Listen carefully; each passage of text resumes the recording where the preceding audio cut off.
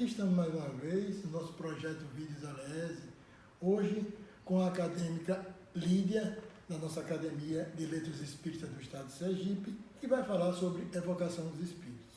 Vamos lá, Lídia?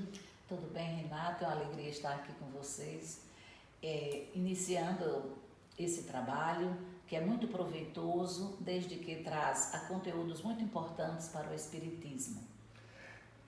Primeira pergunta, nós podemos evocar os espíritos? Nós nem sequer sabemos muitas vezes que nós estamos os evocando. Claro que nós podemos, principalmente nos momentos da oração, da prece, quando nós nos dirigimos aos bons espíritos, aos nossos anjos guardiães, e nós lhes pedimos socorro, ajuda. Então isso já é, através do pensamento, uma evocação.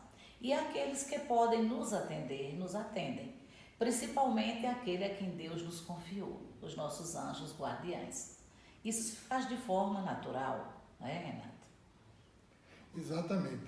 E o espírito evocado pode estar perto de nós, pode estar longe de nós, ou pode estar pelo espaço em outros mundos. Como é que eles podem ouvir o nosso apelo? Eles podem se encontrar próximos, distantes, em outros mundos, no plano espiritual superior. Normalmente eles nos atendem, conforme nos diz o codificador da doutrina espírita, eles sentem um impulso e quase como um choque elétrico. E eles então sentem a necessidade do pedido e se voltam e observam de que lado está vindo o pensamento. No entanto, normalmente, quem leva para eles os nossos pedidos, as nossas necessidades, são aqueles espíritos protetores, familiares que estão mais próximos de nós. E eles normalmente nos atendem. Quando eles não podem vir, eles enviam aqueles que trabalham com ele. Há um fato muito interessante, narrado pela psicografia da médium Ivone do Amaral Pereira, com o espírito Bezerra de Menezes. É o Bezerra de Menezes quem conta esse fato para ela. Havia duas amigas, muito amigas mesmo, uma delas se casa e a outra fica. Ela engravida, que casou, engravidou e então tem uma gravidez, uma gestação muito difícil. No momento do parto, o médico não consegue realizar a contento o seu parto. A criança está numa posição que não desce naturalmente. E ela então via a amiga ir-se aos pouquinhos. Então ela era católica, resolveu recorrer a Santo Antônio de Pádua, era devota dele, e recorre e lhe diz que se a amiga se salvasse, ela prometia, se ela não tivesse quem zelasse por ela, que zelaria por ela até o final da vida. Então o pedido é enviado a Antônio de Pádua e o recebe. Bem distante, um espírito benfeitor não está próximo de nós como nós imaginamos. E ele então envia os seus atendentes, aqueles espíritos que trabalham com ele, os seus auxiliares. E eles vão, observam e veem que não pode fazer muita coisa.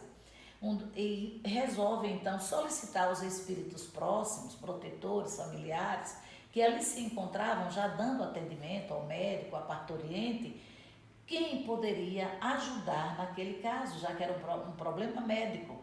E então é situado o nome de Bezerra de Menezes. Vão então à procura do Bezerra de Menezes, que vem auxiliar neste parto.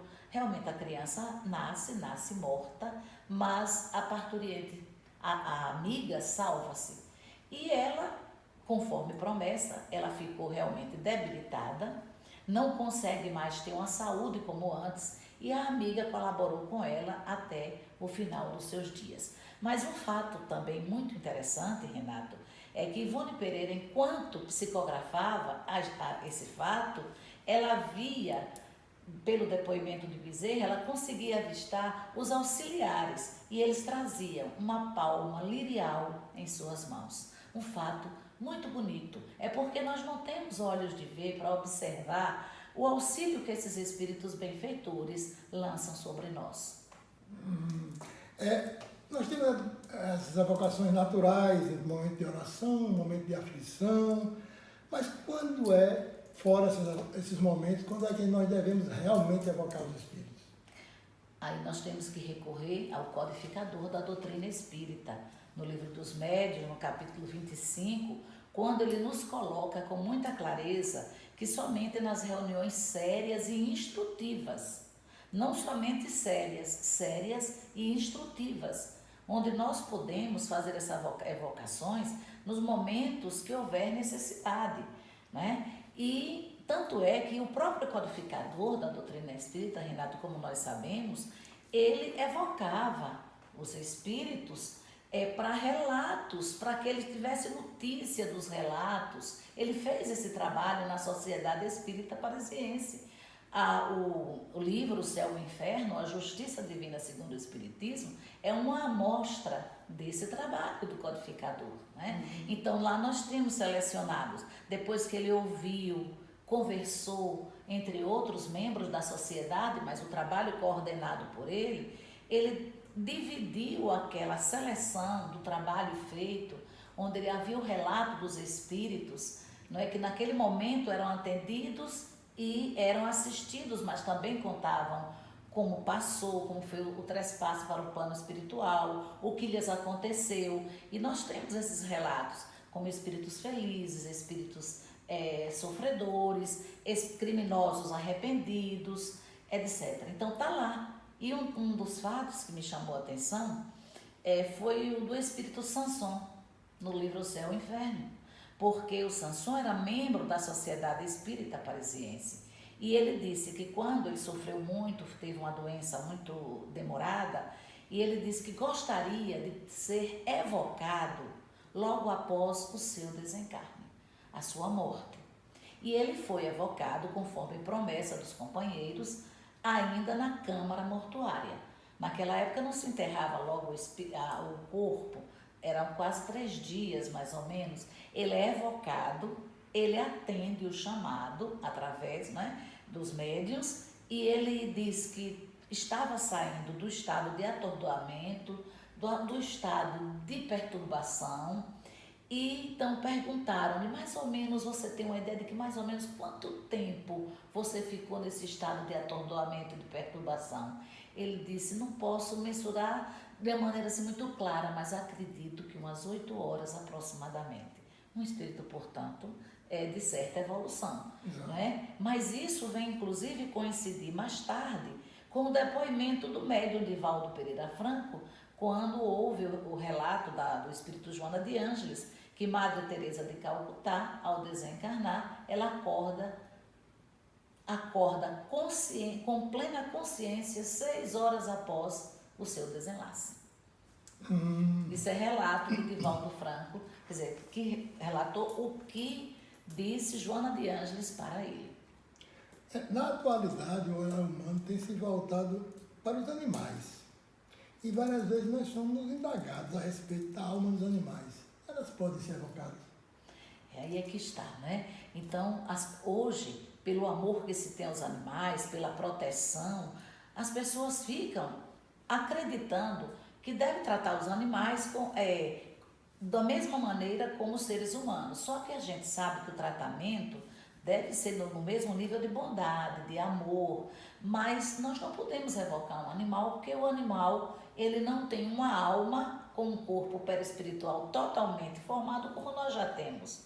O animal, segundo nos coloca também Allan Kardec no capítulo 25, no item que trata dos animais, ele coloca com muita clareza para nós, eles retornam à vida física horas depois do desenlace. Animam um novo corpo, porque eles estão naquela fase da necessidade, de voltar imediatamente. Ele está ainda na formação do seu perispírito. Então, se ele não tem uma alma como nós temos ainda, então eles não podem ser evocados. Mas tem até um fato que ele narra, que diz que um homem encontrou o seu ninho, e tinha um ninho de pitacilgos numa árvore da sua casa.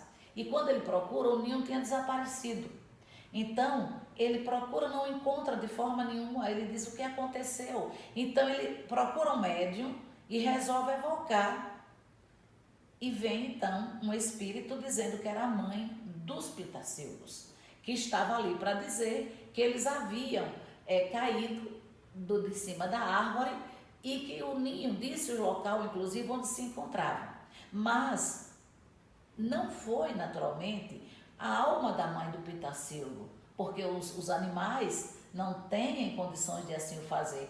Um espírito brincalhão, um espírito querendo se passar pela mãe do pitacilgo, resolve dizer isso. Por isso que o codificador nos alerta. Ele diz assim, se acreditarem nisso sem estudo, com meras suposições, evocarás um rochedo e o rochedo vos responderá, porque haverá sempre um espírito brincalhão, galhofeiro, que estará a postos para responder pelo rochedo. Nós agradecemos a nossa irmã Lídia e deixamos à vontade para dizer o que quiser aos nossos amigos. Nós nos sentimos também muito felizes por participar desse projeto. Todo e qualquer esclarecimento que venha em nome do Espiritismo é valiosíssimo para as pessoas, independente do número de pessoas que vejam o vídeo, é valioso a contribuição, porque nós estamos na Terra para ajudar, colaborar e sermos úteis. Então, uma alegria enorme, Renato. Bem, aqui encerramos evocando os espíritos através de nossas orações para que encham os nossos corações de amor.